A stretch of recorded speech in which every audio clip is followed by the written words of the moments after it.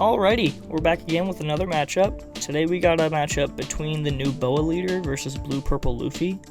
If you guys would be so kind to leave a like and sub, we're almost at 150, but no more dilly-dallying, we're going to get right into the match.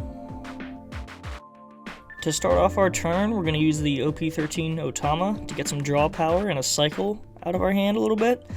And I know trashing Gum Gum Giant is crazy, but I had some pieces I needed in my hand. Our opponent is going to play down a Hiyori to get his life triggers going really early, which isn't the best thing for us, I'm going to be honest. He can play his Gorgon sisters out very early and get whatever he needs out of there. I like Luffy leaders and all, but UP seems repetitive. We're going to rest 3 and play our Zoro. Either do Zoro or Gear 2 to ramp, and then we give him his life trigger, which is a Ran. He's going to go ahead and rest 1 to play Lilith and get virtually anything in his deck. I think the only thing he can't get is some of the blue Boa cards, but even then the newer ones have trigger as well.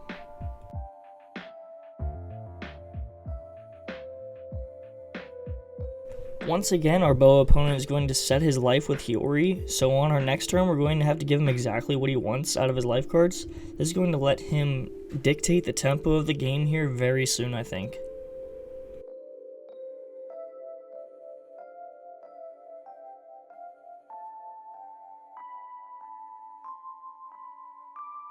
I'm not gonna lie, it hurt every fiber of my being having to take that life card. I just didn't want to use the 2k I had in my hand for it. I just really wanted to save it just in case I needed it. Off the jump, we have to get our ramp with our Zoro and swing 5 to see what he does. For some reason, I think it's greedy for him to take this swing, but I'm not a UI Boa player, so I wouldn't know. The entire trigger turn we're seeing here is actually going to be very beneficial for us and change the whole trajectory of the game to me personally. I was then able to rest 3 and play. The Boa he just brought out was 7k power, which allowed us to get 2 Dawn cards from this It's to Die For, along with the Zoro ramp to get 3 Dawn cards very early, which helps us to get to our leader effect quicker.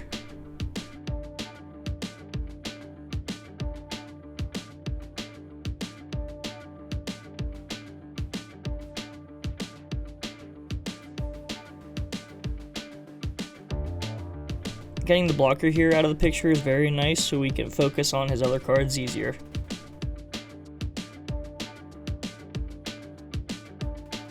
He's going to play a Shocky to get a nice little cycle going, allows him to draw 2 and trash 2.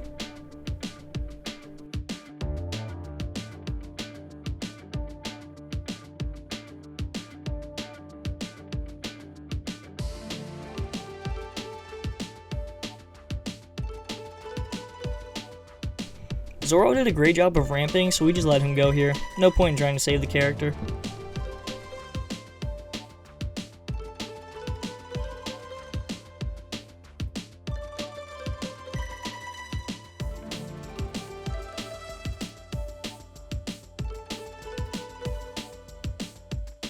I hate wasting counter events so early, but we had to because our counter situation was grim. Now we start our leader effect, which is if I have 8 Dawn on my field at the start of my turn, I can pick a Straw Hat card and then play the rest at the top or bottom of my deck in any order. I already have blue Sanji in my hand, so we were good to go with the combo that was meant for this turn.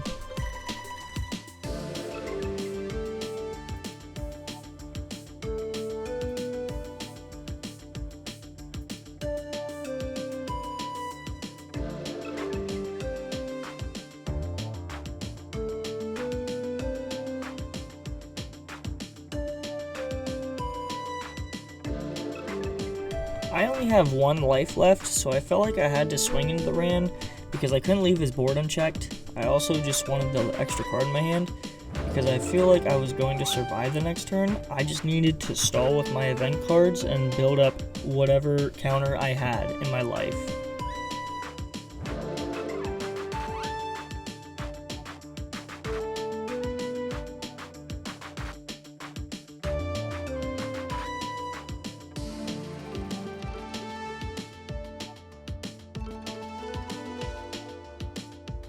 Now we get to play our 9-cost Sanji combo with Mihawk to let us bottom deck his Boa Hancock.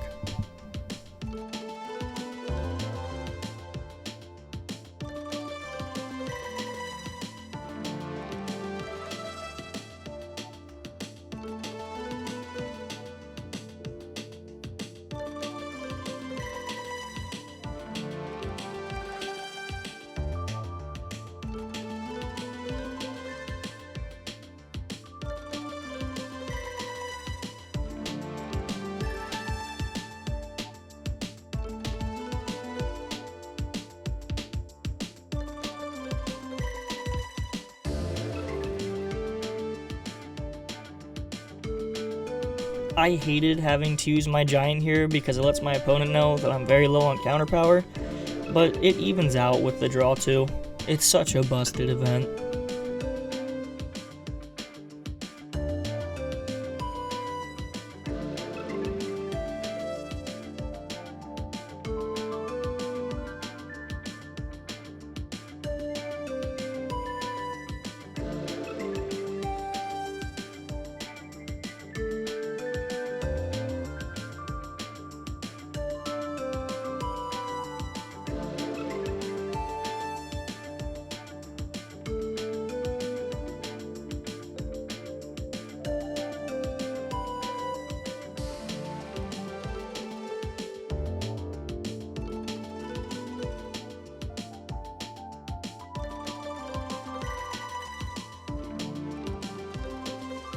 We're going to start off with our leader effect shenanigans.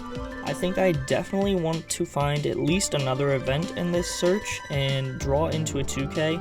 I think that would be the best plan possible for me. Yep, and we get our gear 2.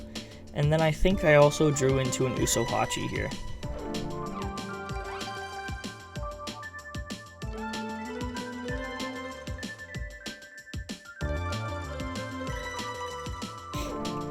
I'm at 0 life, so I can safely swing into his rested characters without repercussions. I think it gives me the best odds possible to counter out of his incoming swings, because he's definitely not swinging into my high power cards, because I think that would just be a waste.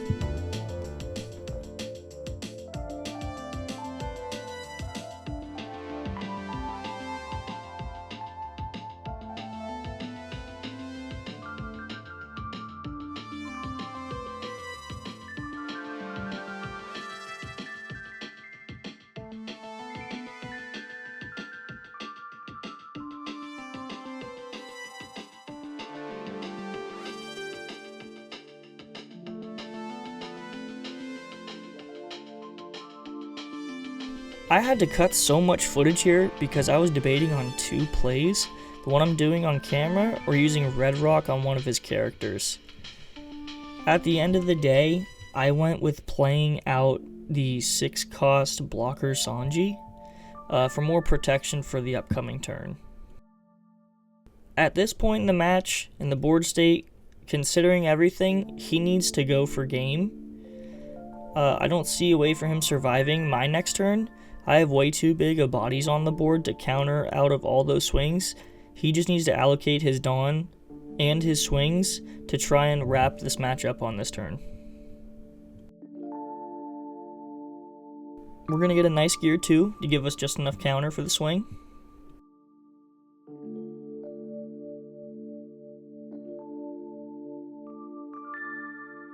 He hasn't used the majority of his Dawn yet, so I just used the blocker to save Giant.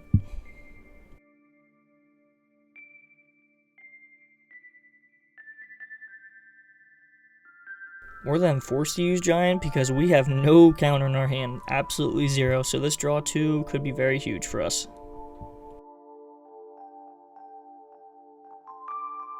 He then sneaks in a very cheeky 6K swing that I think he should have used first before attacking with his leader, because I would have to use Giant for that swing he just did, then I wouldn't have enough for his leader swing, but now it's going to be our turn and we just have to finish up the match then.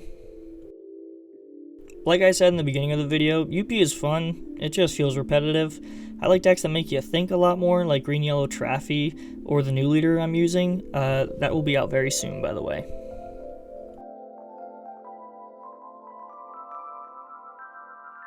As always, GG to my Boa homie. Be sure to like and subscribe and comment if you enjoyed the video. We actually hit our sub goal for the giveaway of the 2 alt art leaders, so the winners will be announced next upload. I would also appreciate it if we could get 150 before my birthday, which is the end of this month. I think that would be sick. I appreciate all the support the last couple of weeks. It's been amazing to see how this community grows. As always, see you next Sunday.